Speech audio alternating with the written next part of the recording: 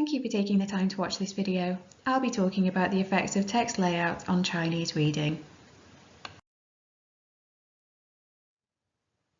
Return sweeps are the large eye movements that take our eyes from the end of the current line of text to the start of the next. Our current models of eye movements in reading don't have a mechanism to account for this process. Research indicates that the return sweep poses a cost to reading. In addition, the alignment of text impacts upon reading performance, with fully justified text being read less efficiently than left-aligned text in alphabetic studies. With both these factors in mind, it's clear that the way that text is presented on a page in terms of the number of return sweeps and the alignment of the text impacts upon reading processes. We know much less about reading in Chinese than we do about alphabetic scripts. Therefore, our study looked at the effects of text alignment and column setting in Chinese multiline text, exploring parameters specific to the return sweep. First, we predicted that text would be read more efficiently in one column than two columns, as the number of return sweeps is approximately halved. And second, we predicted that the uniform line length created by full justification would reduce disruption to Chinese readers relative to left-aligned text.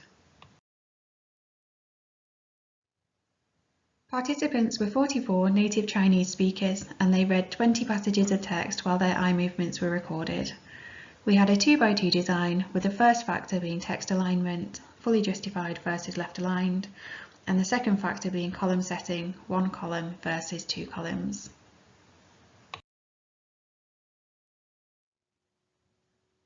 Our results showed that readers fixated further to the extremes of the lines in the left-aligned condition compared with fully justified condition.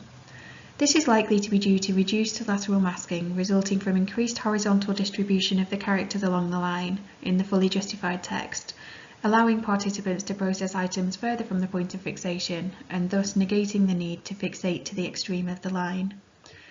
Readers also fixated further to the line extremes in one column compared with two columns.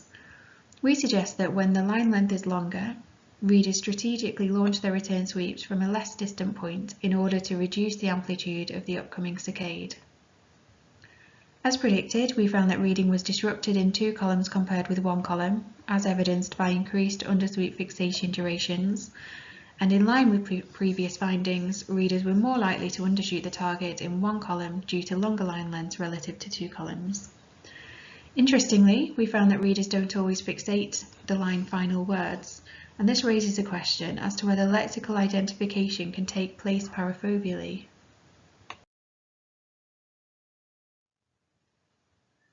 To summarise, our results demonstrate that text layout has a clear effect upon reading processes. However, these effects were confined to the return sweep. The results have implications for models of eye movements in reading, as well as practical applications in terms of text layout. Thank you for listening.